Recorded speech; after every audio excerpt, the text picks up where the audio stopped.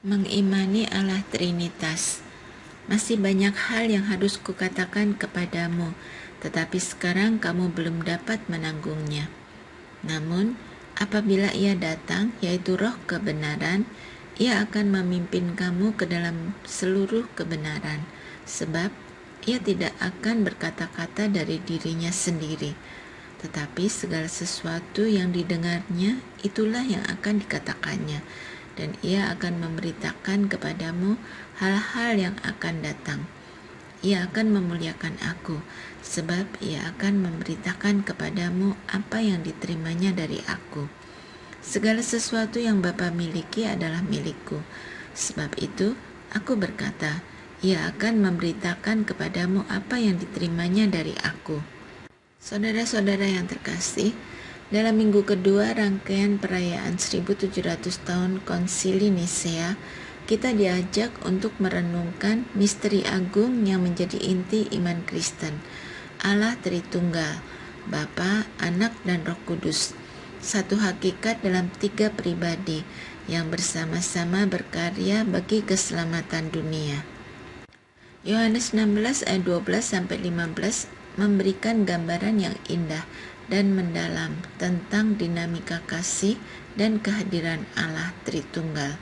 Yesus, Sang Anak, berbicara kepada para muridnya tentang roh kebenaran, yaitu Roh Kudus yang akan datang untuk memimpin mereka masuk ke dalam seluruh kebenaran. Roh Kudus tidak berbicara dari dirinya sendiri, tetapi menyampaikan apa yang diterimanya dari Sang Anak, dan Sang Anak menerima dari Bapa. Di sini kita melihat bahwa Allah Tritunggal bukanlah konsep statis, tetapi realitas ilahi yang hidup dan bergerak dalam kasih, persekutuan, dan kesatuan. Ketiga pribadi ilahi tidak bersaing satu sama lain, melainkan menyatakan satu kehendak dan satu misi, keselamatan dunia.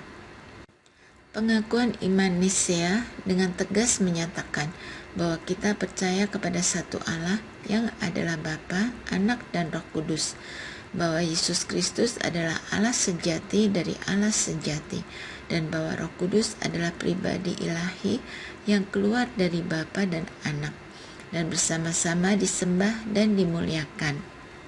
Iman kepada Allah Tritunggal bukanlah doktrin abstrak, tetapi jalan masuk ke dalam persekutuan yang hidup dengan Allah. Ketika Yesus berkata bahwa Roh akan memuliakan Dia, karena Roh akan menyampaikan apa yang darinya, kita memahami bahwa mengenal Kristus berarti mengenal Allah. Melalui Kristus, jalan kebenaran dan hidup, kita mengenal Bapa dan menerima kuasa Roh yang memampukan kita hidup di dalam kebenaran. Konsili Nisea dan Konsili Konstantinopel menyatukan gereja-gereja perdana dalam pengakuan iman ini. Di tengah berbagai ajaran yang menyesatkan, mereka berdiri bersama dan bersaksi, Allah kita adalah kasih dalam kesatuan yang telah menyatakan diri dalam Yesus Kristus, dan kini terus menyertai umatnya melalui Roh Kudus. Hari ini, ketika kita menyanyikan syair-syair dari tradisi gereja kuno dan Fransiskan, kita menyatu dalam pujian yang telah melampaui abad dan benua. Kita tidak hanya mengenang sejarah iman, tetapi juga diperbarui dalam persekutuan dengan Allah Tritunggal, yang memanggil kita untuk menghidupi kasih, kesatuan, dan kebenaran. Diskusikan. 1. Apa makna iman kepada Allah Tritunggal bagi kehidupan spiritual Anda sehari-hari? 2. Bagaimana Anda mengalami peran Allah Bapa, Anak, dan Roh Kudus dalam hidup dan pelayanan Anda? 3.